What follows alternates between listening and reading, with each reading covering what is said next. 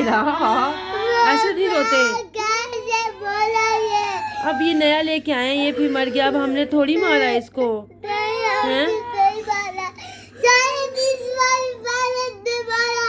اس نے نہیں مارا بیٹا, وہ تو اتنا پیار کرتا ہے. اچھا ایسے رو رہے ہو پاگلوں کی طرح.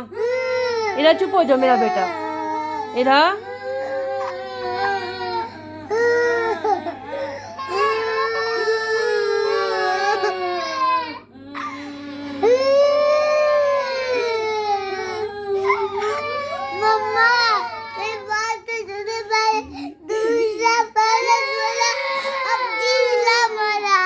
اچھا یہ اللہ تعالیٰ اس کو جنت میں جگہ دے گی. تو معصوم ہے نا اسما. اچھا رو نہیں پاگلوں کی طرح. تو یہ تو ابھی ٹھیک تھا, ابھی تو ٹھیک تھا ہے نا. ادھر ٹھیک